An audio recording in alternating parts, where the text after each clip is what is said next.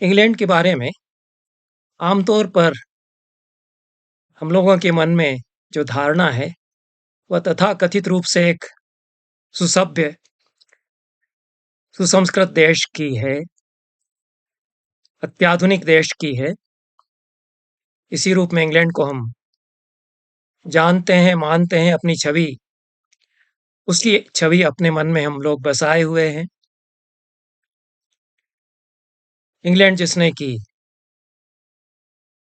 या जहाँ के वासियों ने, अंग्रेजों ने एशिया के कई देशों में अपने उपनिवेश बनाए, बसाए, राज किया, गुलाम बनाया, अत्याचार किए, लूटमार की, खूब संपदा का दोहन किया एशिया और अफ्रीका के देशों में, और बहुत सभ्य वे अपने आप को मानते हैं और माने जाते हैं। यह कम लोगों को मालूम है कि प्रागैतिहासिक काल से, ईसा से 8,000 साल पहले से या उससे भी कुछ पहले से लगा करके इंग्लैंड का एक अलग इतिहास भी रहा है, जिसमें प्रागैतिहासिक मानव रहे हैं और उनकी अपनी एक अलग संस्कृति भी रही। इस बार के लंदन प्रवास में मेरा स्टोनहेंज जाना हुआ। स्टोनहेंज एक स्थान है इंग्लैंड में। सेलिसबरी एक जगह है, उसके पास एवन नदी इसके पास में बहती है और यहाँ प्रागैतिहासिक मानवों की बस्ती बहुत पहले हुआ करती थी, कई हजार साल पहले। सेलिसबरी में नईपाल के उपन्यास का नायक आकर के रहा, ऐसा वे अपने उपन्यास में कथा बताते हैं। द एनिग्मा ऑफ अराइवल उनका जो उपन्यास है, और वह नायक उनका या जो आख्यायक है उनकी कथा का, मैं वह सेलिसबरी में टहलता हुआ स्टोनहेंज के जो विराट प्रस्तरों के स्तूप संरचनाएं हैं उनको देखता है, अक्सर उनके आसपास से गुजरता है। उस उपन्यास को पढ़ते हुए भी जिज्ञासा हुई कि ये कौन सी जगह है जो सेलिसबरी से इतनी पास से और दिखाई देती है। स्टोनहेंज में प्रागैतिहासिक मानवों की बस्ती ईसा से 8,000 साल पहले रही होगी। ये लोग कहाँ से आए, यह कहना मुश्किल है। पुरातत्व के विद्वानों का, प्राचीन इतिहास के यहाँ के विद्वानों का मानना है कि ये भूमध्य सागर की तरफ से ये लोग यहाँ आए थे और अवन नदी के किनारे उन्होंने अपनी बस्ती बनाई। नदी के आसपास स्वाभाविक रूप से हमारे पुरखे बसते रहे हैं। उस काल के अवशेष इस इलाके में फैले हुए हैं, खुदाई में अवशेष अभी भी मिलते हैं। उनके पात्र, उनकी हड्डियां और भी उनकी चीजें, उनके औजार यहाँ पर मिलते हैं। और जो संरचनाएं पत्थरों से उन्होंने बनाई, लगभग 5,500 साल पहले उन्होंने पत्थरों से कुछ यहाँ आकृतियां बनाना शुरू की और कुछ संकल्पना उनके मन में रही होगी। एक उपासना गृह कदाचित वे बनाना चाहते थे और कदाचित ऐसा लगता है कि वे लोग सूर्य के उपासक थे और सूर्य की उपासना करने की दृष्टि से यहाँ आकर के हम लोग बैठेंगे। कुछ विशेष कोणों से यहाँ सूर्य की किरणें इस प्रकार से प्रवेश करेंगी। इस प्रकार का कुछ मंतव्य इन संरचनाओं को बनाने में उनका रहा होगा।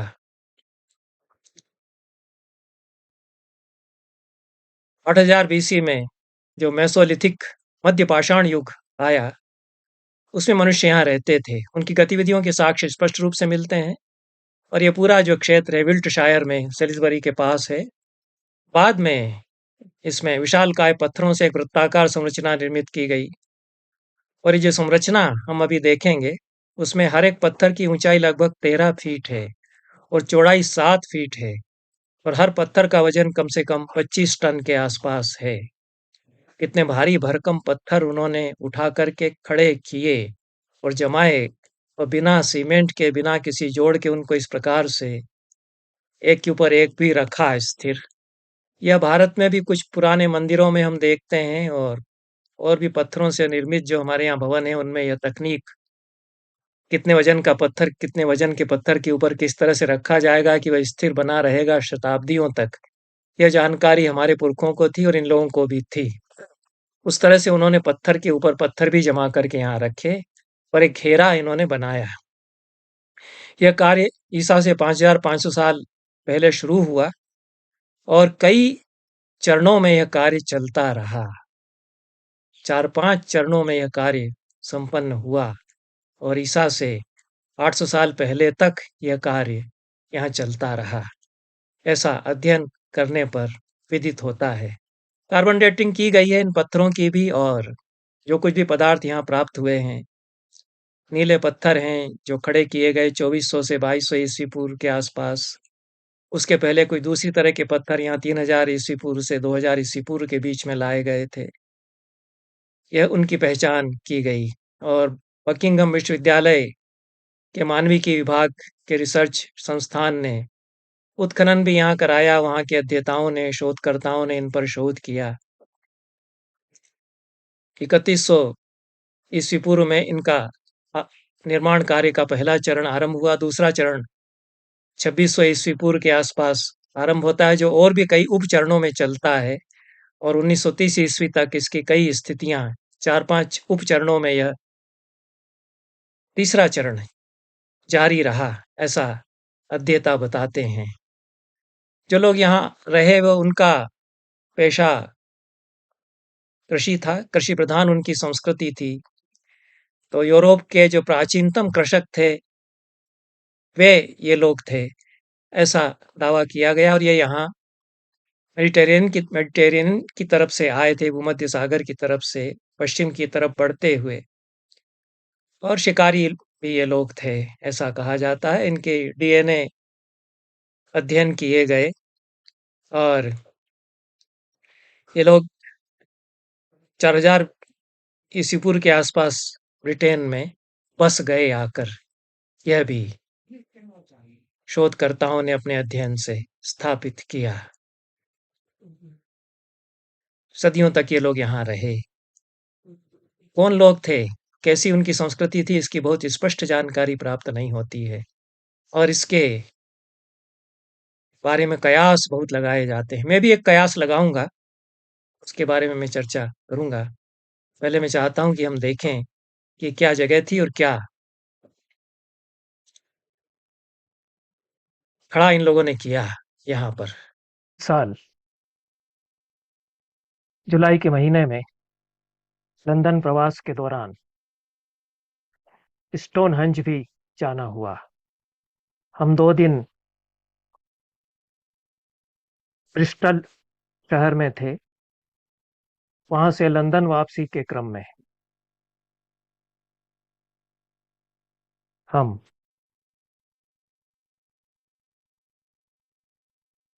स्टोनहंज कुछ घंटे के लिए रुके।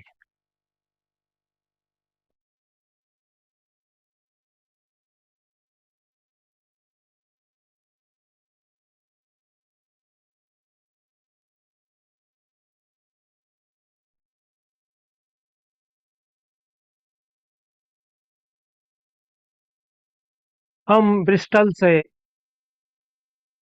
स्टोनहंज की तरफ बढ़ रहे हैं।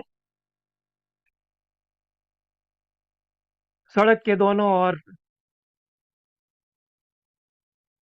हरियाली है, वनस्पतियां हैं, झाड़ियां हैं, चारागाह भी हैं। चारागाहों में भेड़ें देखी जा सकती हैं। ये हम स्टोनहंज के सामने हैं। स्टोनहंज जिन लोगों ने बनाया वो किस प्रकार की झोपड़ियों में रहते थे, उसके कल्पना करते हुए नमूने यहाँ पुरातत्व विभाग ने निर्मित किए हैं। यद्यपि यह कहना कठिन है कि ठीक इसी प्रकार ये उनके आवास हुआ करते थे, पर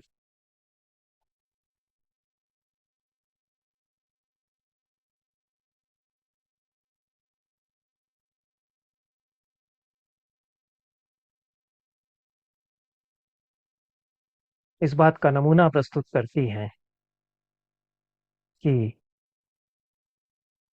4000 साल पहले या उससे कुछ पहले और 2500-3000 पहले तक इस प्रकार के आवासों में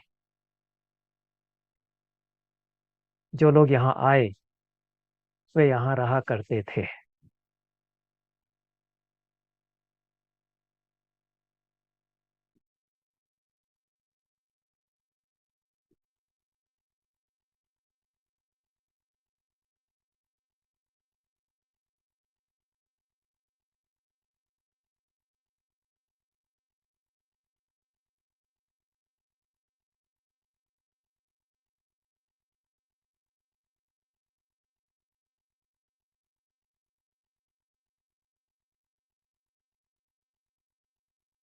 यहाँ से स्टोनहंज बस में बैठकर जाना होता है। लगभग 1-1.5 किलोमीटर की दूरी पर इसकी साइट है और पैदल भी वहां तक जा सकते हैं।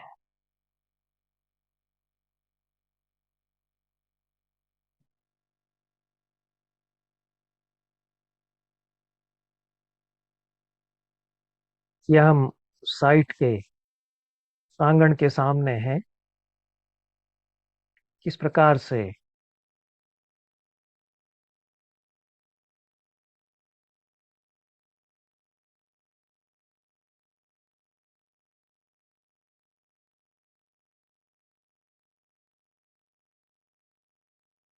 से पत्थरों को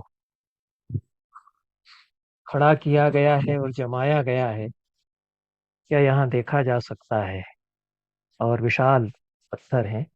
यह उस जो वृत्ताकार प्रांगण बनाया गया है पत्थरों के घेरे के द्वारा, उसका एक भाग है।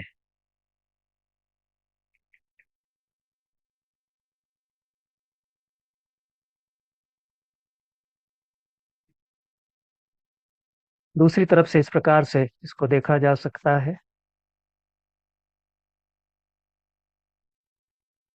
इस प्रांगण के पार्श्व में श्मशान रहा होगा जहां शवों को दफनाया जाता होगा और हड्डियों के अवशेष, मनुष्यों की हड्डियों के अवशेष और जानवरों की हड्डियों के अवशेष भी इसमें से काफी मात्रा में मिले हैं।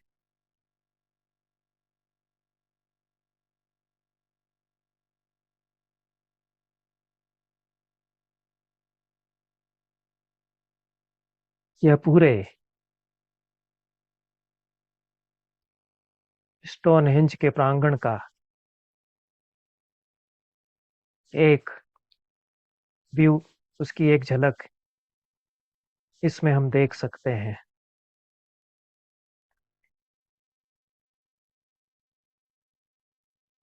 सूर्य की किरणें भीतर आने पर किस प्रकार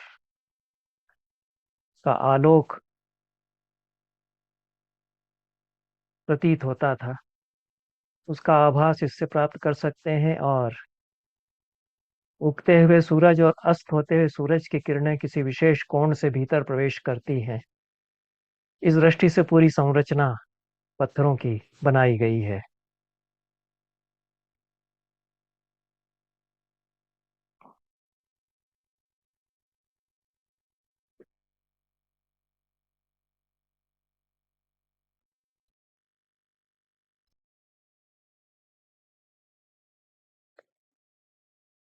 चूंकि यह यूरोप के ही पुरातत्ववेत्ता मानते हैं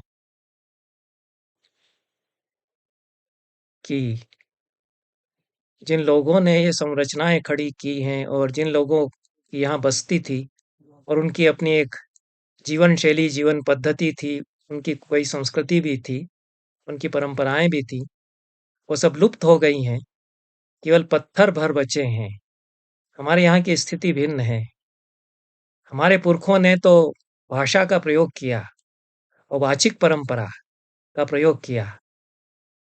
जब लिपि भी नहीं थी, कागज भी नहीं था, कुछ भी नहीं था, तो 4500 मंत्र ऋग्वेद के सदियों सदियों गुरु शिष्य परंपरा में वैसे के वैसे ही उसी उच्चारण और लहजे के साथ सुरक्षित रखे गए। यह तो हमारे यहाँ चमत्कार संभव हो सका।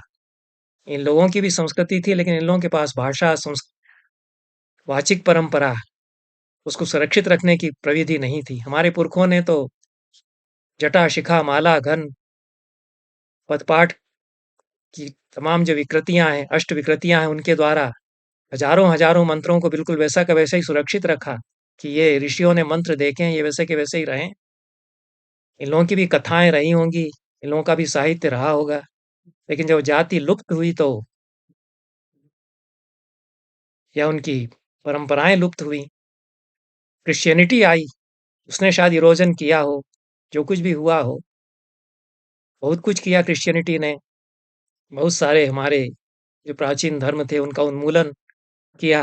ये जो इस्लाम और मसीही धर्म है, ये 2 चूँकि उस प्रकार के धर्म हैं, जिहाद की भावना इनमें है, प्रचार करना चाहिए धर्म का।